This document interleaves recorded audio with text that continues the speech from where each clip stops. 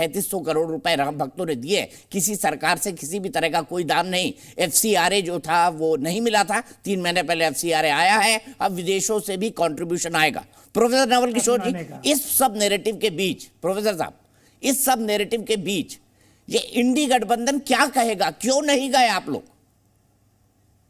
भाई ये तो देश और दुनिया देख ही रहा है ना कल क्या हुआ। दीपक जी नहीं, आपका बहुत बहुत धन्यवाद। आपने 20 मिनट जिनको सुनाया वो भारतीय जनता पार्टी के एक साधारण कार्यकर्ता से कुछ नहीं थे, जिनको लेना देना कुछ नहीं है। अरे ऐसा ना बोलिए प्रोफेसर साहब, वो एक जाने माने साधु संत हैं और कोषाध्यक्ष श्री राम जन्मभूमि तीर्थ क्षेत्र और 12 मिनट का इंटरव्यू था। आप अधीन रहिए ना हमें। अरे मुझे कुछ बोलने तो दीजिए। आप अधीनता स्वीकार कीजिए, हमें बोलने तो दीजिए। किसी बुजुर्ग का नादर ना हो, तो सिर्फ ये चाहता हूँ। अगर घबराते हैं, बिल्कुल नहीं घबराता, घबराइए मत, बिल्कुल बोलिए, जो बोल रहे हैं बोलिए। अरे फिर मैं सिर्फ 2 बात बोलता हूँ, मैं सही बोल रहा हूँ और उसका कारण बताता हूँ। शंकराचार्य जो जोशी पीठ पे हैं, उन्होंने बोला कि ट्रस्ट बनाने का आदेश जो सुप्रीम कोर्ट ने दिया, उसमें सरकार ने तो हमसे पूछा ही नहीं। तो जिस मंदिर को बनाना है उसमें धर्माचार्य से भी, उसमें भी सलाह नहीं लिया गया। तो आप समझ सकते हैं कि ट्रस्ट के जो सदस्य थे, मुझे नहीं मालूम, मैं नाम नहीं सुन पाया, वो इतने भावुक्त होकर क्यों बात कर रहे हैं कि प्रधानमंत्री नहीं अवतार हैं। जो प्रधानमंत्री के रूप में जिनका असेसमेंट करना चाहिए उनको सन्यासी बनाकर उनका असेसमेंट कर रहे हैं। तो कहीं ना कहीं हमें तो कुछ बात कहनी पड़ेगी ना। आप इन चीज़ों को जिस तरीके से बुलवा रहे हैं, सुनवा रहे हैं, आपका एक ही उद्देश्य है कि आप प्रधानमंत्री नहीं रहे, अवतार बन गए, सन्यासी हो गए और ये भगवान के अवतार हैं। आपको ध्यान सुन लीजिए, अरे सुन लीजिए, नहीं आपको मैं बोल ही नहीं रहा हूँ, हिम्मत नहीं है। नारद मुनि को कौन क्या बोल सकता है? सही बोला। लेकिन जो दिख रहा है आचरण, उससे तो यही प्रतीत होता है। देखिए, धर्म और राजतंत्र और धर्मतंत्र के बीच में जो एक लाइन रहता है, उसको खत्म किया गया है। ये मैं नहीं कह रहा हूँ, धर्म के शंकराचार्य लोग कह रहे हैं कि ये हमारे एरिया में अतिक्रमण है। जो सरकार जिस शंकराचार्य को नवल किशोर जी आप कोट कर रहे हैं, उन शंकराचार्य ने यह भी कहा है कि मथुरा और काशी हिंदुओं को सौंप देनी चाहिए। तो नवल किशोर जी उन शंकराचार्य की इस बात का भी समर्थन कर दीजिए कि काशी और मथुरा हिंदुओं को सौंप दें। नहीं, आप सुन तो लीजिए, सुनिएगा तो समझ जाइएगा। उसी शंकराचार्य ने यह भी कहा है कि जो सुप्रीम कोर्ट का निर्णय आया है, उसमें जो बाबरी मस्जिद के पक्षकार थे, उन लोगों से हमारी समझौता हुई, बातचीत हुई।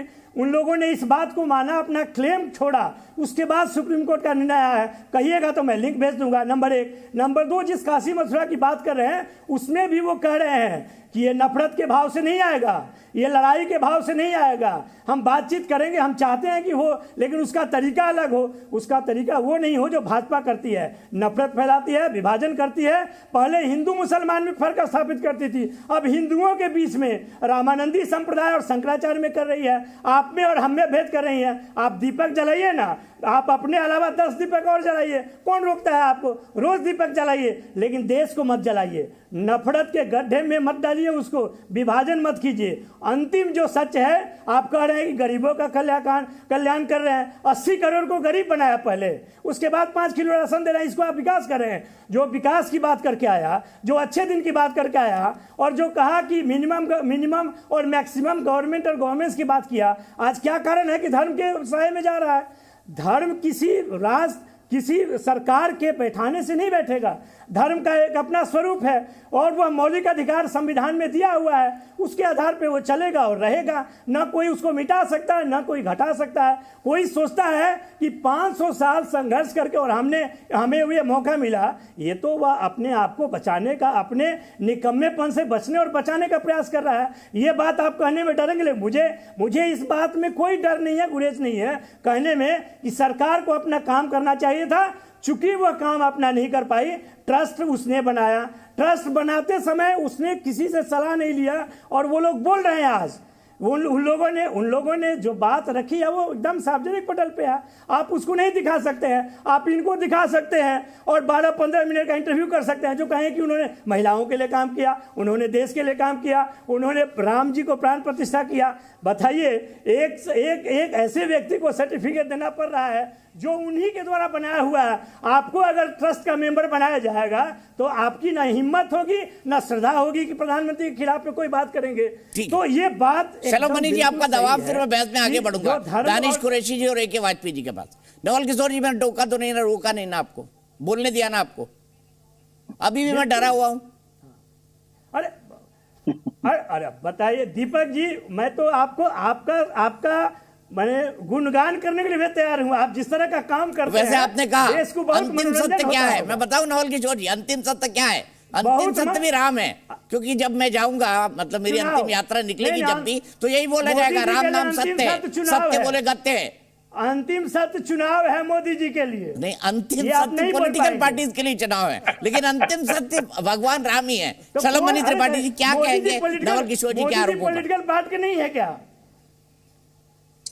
देखिए दीपक जी, मैं तो सुन रहा था, मुझे बड़ी हैरानी हो रही थी। और वो लोग ज्ञान देते हैं धर्म के बारे में, वो लोग विचार अपने प्रकट कर रहे हैं, जो जिस पार्टी के लोग कभी चंद्रशेखर के नाम पे, कभी कोई इनके मंत्री उनके बहाने, कभी किसी विधायक के बहाने, पूरे समय अगर कुछ किया है तो सिर्फ और सिर्फ रामचरितमानस को, हिंदू धर्म को, सनातन को सिर्फ और सिर्फ गालियां दी हैं। और यही कारण है आज इनसे बर्दाश्त नहीं हो रहा। आज जब ये देख रहे हैं कि 140 करोड़ देशवासी जिस प्रकार से उमंग और उल्लास के भीतर है, जिस प्रकार से पूरा वातावरण राममय हो चुका है, कैसे? भाई नवल किशोर जी बेचैन मत होइए, आपने इतना देर बोला, मैं चुपचाप सुनता रहा, ठीक है? बेचैन मत होइए, नहीं बेचैन मत बोलिए, आप तय करेंगे, आप तय करेंगे सच बोलने का। अभी मैं सच बताऊं? नहीं, आप ही तय कीजिए, लेकिन कम से कम बोलिए तो अच्छा लगेगा आपको। नहीं बोलिए ना, तो दुखी क्यों हो रहे हैं? मुझे बोलने दीजिए। आप बोले, मैं चुपचाप सुनता रहा, धैर्य से सुनता रहा। यही सनातन है, ये इंडी गठबंधन नहीं है। नहीं, यही सनातन है, यही सनातन है, यही सनातन है। मैं चुपचाप सुनता हूँ। अभी मैं बोलूंगा चारा चोर, अभी मैं बोलूंगा चारा चोर, अभी मैं बोलूंगा नौवीं फेल, कष्ट होगा। मैं कुछ नहीं बोल रहा, सनातन चुपचाप सुनता है। सुनने दीजिए, सुनने दीजिए भाई। अरे चारा चोरी क्यों की है? अरे क्यों चारा चोरी की है? क्यों चारा चोरी में जेल गए? क्यों चारा चोरी में सजा होगा आपको? कितना नवी फेल है? मुख्यमंत्री का बेटा नवी फेल है? अरे मुख्यमंत्री का बेटा नवी फेल है, चारा चोरी किए, सजा याफ्ता हुए, जेल काटे, और बैठ के विचार दे रहे हैं। चारा चोरी करने वाले, चारा चोरी करते हैं, जानवर तो पूरी छोड़ते, जानवर तो पूरी छोड़ते, अरे जानवरों तक पूरी छोड़ते बेचारों को, पशुओं तक का चारा खा गए। ऊपर से भगवान राम पे बोलते हैं, ऊपर से रामचरितमानस पे बोलते हैं, जेल काटते हैं। नवल किशोर जी, आपके बीच में नहीं बोले प्लीज। नवल किशोर जी, प्रोफेसर साहब, आपके बीच में नहीं बोले प्लीज। अरे और घटिया, ऐसे मत बोलिए। अरे और घटिया बोलने दीजिए बीच में। नहीं, मैं नहीं बोल रहा हूँ, आप मुझे मत टोकिए। मैं चुपचाप आपको धैर्य से सुनता रहा, मैं चुपचाप को धैर्य से सुनता रहा। सुनिए, अब सुनिए, अरे सुनिए, अरे सुनिए भाई, फिर अब वो दिखाइए अपना। Zee